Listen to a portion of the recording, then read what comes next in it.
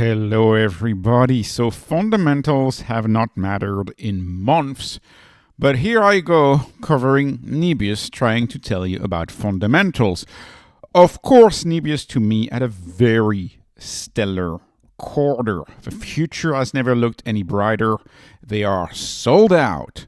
And of course, the stock is down. You know what? Let me tell you one thing.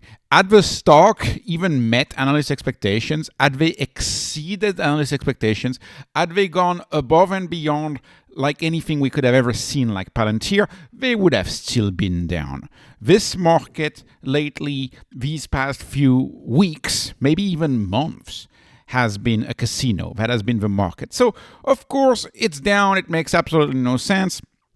The market right now is trading on vibes, essentially. It's buying $3, it's buying TJ Maxx, it's trading on vibes.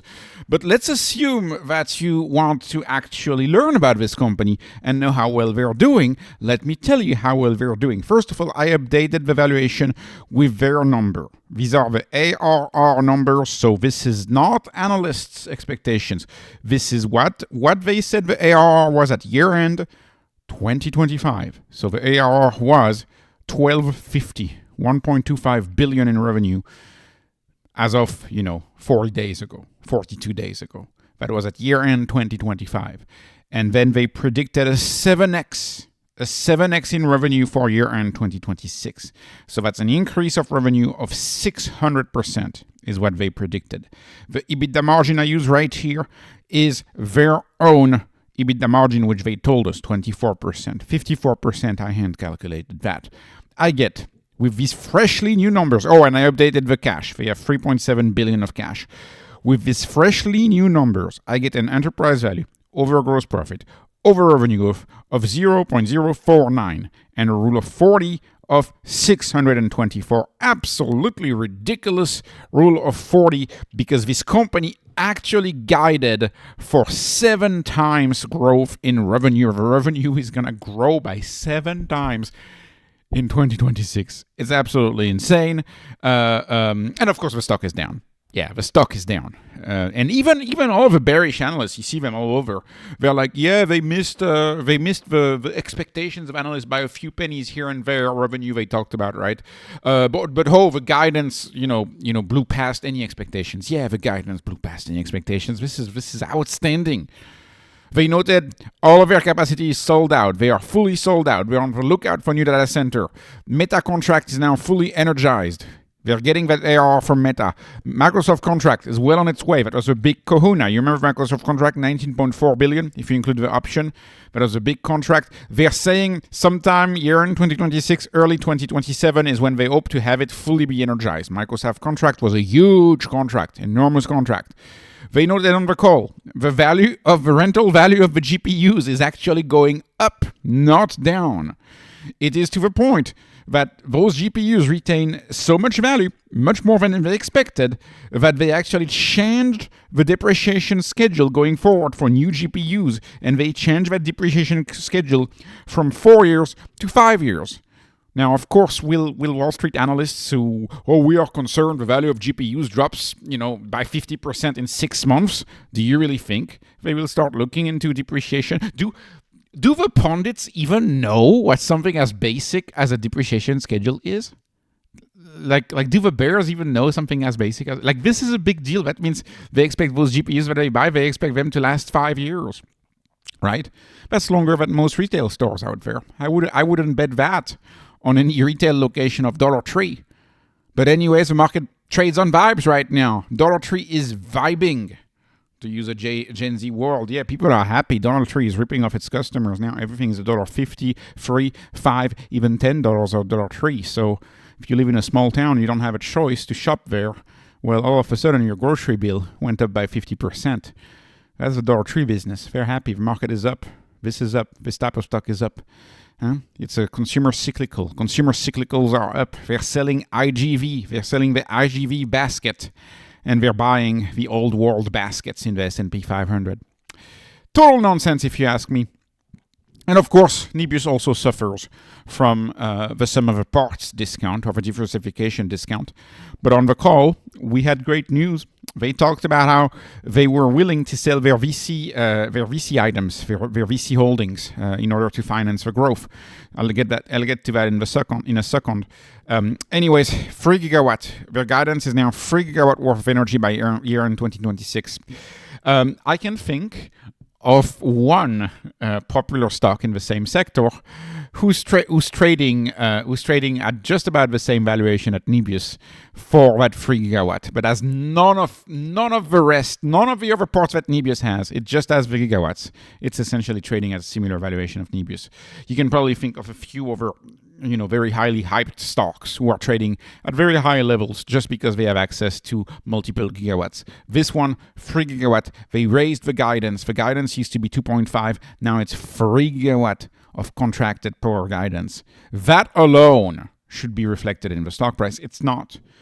16 data centers they're going to have. They're getting more sites. They acquired way more sites. The big announcement, of course, today is their data center in France, but a few days ago, you may remember Israel. They noted data centers in Israel. I think the Minnesota one is pretty new too, and so is the Oklahoma one. So pretty big deal. Pretty big deal if you ask me. Oh, UK. A UK one is new too. They're growing like a weed. And this is not represented anywhere. Remember, this stock is 19 billion without the value of all of your VC investments. And the VC investments is a big deal. I'll get to the VC investment in a second. So I don't think the 3 gigawatt of power access is reflected in the stock price. I don't. I just don't. I don't think the 9 extra data centers that they showed, I don't think this is reflected in the stock price. I don't think the value of their AI software stack, they acquired another AI company recently. I don't think that's reflected anywhere in the stock price. Nebius has 2 parts. They sell the GPU, power, the tokens. They sell the tokens. They're a seller of tokens. But they also have an AI software stack, which they sell, which is why you have company like Cursor, for example, that have built on it. You have a lot of startups that have built on it. They have a full stack software, just like AWS would have, which they provide, right? In addition to the bare metals. Keep in mind, a lot of people compare Nebius to a company that just does bare metals. A lot of the miners, I cover CleanSpark, who's going to get into that business eventually, if they wake up, they're going to do bare metals. Like a lot of these Bitcoin miners turning into the GPU, they're going to be bare metal, right? Nebius is not bare metal. Nebius has a software stack to the story. I could argue some software stocks just trade on the software stack at 19 million. This stock is way too cheap. And finally, the big reason why this stock is too cheap is they said on the call multiple times. CFO said that more than once, and he also mentioned it in the response to analysts. They said that they're open to selling their VC stakes to finance their growth. Open to selling the VC stakes to finance the growth. So we have to look at the VC stakes. 10 is going fast, but it's a small business. It's a bootcamp, engineering bootcamp business. Actually, very good ratings, but probably meaningless in the value of Nebius. The big kahuna, there's 2 big kahunas in the value of Nebius. One of them is AV Ride. The question is, how much is AV Ride worth? Don't forget that AV Ride was the self-driving division of Russia's Yandex. Of course, the CEO of Nebius is the former CEO of Yandex. CEO of Nebius, the leadership of Nebius is a big tech grade leadership. What's AV Ride worth, knowing that they launched their commercial robotaxi service already? They got an investment from Uber. So, of course, Alphabet's Waymo is currently worth $126 billion. What if AV Ride is just worth 10% of Waymo? Is that $12 billion? Doesn't that account for already most of the value of Nebius? I hope they sell AV Ride, because I don't think AV Ride has the right solution. I don't like sensors. I don't think Waymo has the right solution either, but Wall Street is stubborn on this, and so Wall Street will grant a high valuation on AV Ride. I hope they divest a lot of AV Ride, right? But that's not the biggest kahuna in what they own. It's ClickHouse. The value of ClickHouse is the biggest kahuna. They own 28% of ClickHouse. Now, I've spent quite a bit of time reading about this stuff. Snowflake is not winning right here. There's a lot of people who are very upset also about the seat tax, which is like a related concept on a per seat charge for people using these data centers. The point is, I like Tesla a lot on this channel. I remember 3 years back, Elon Musk on the conference call was praising NVIDIA and saying that NVIDIA were the best.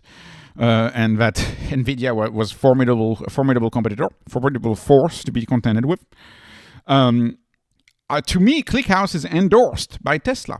If you research Tesla, what they've built with ClickHouse, you can look at this, and there's a lot of engineers that talk about how Tesla uses ClickHouse for its AI initiatives. What is ClickHouse? It's to me it's a next generation Snowflake or next generation Databricks. And it's in the data center space, and it allows you to have I'm going to call it a spreadsheet, but these are SQL databases. But I'm just being facetious, calling it a spreadsheet. ClickHouse enables quadrillion scale spreadsheets. If you wonder what a quadrillion scale spreadsheet is, it is 1 million billion rows. 1 million billion rows. You do machine learning on a million billion rows.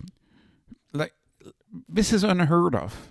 This is unheard of. I have no issue imagining at one point the value of ClickHouse being at least the same as a Snowflake, in which case it'd be $70 billion, in which case just 28% of that would explain the entire valuation of Nebius.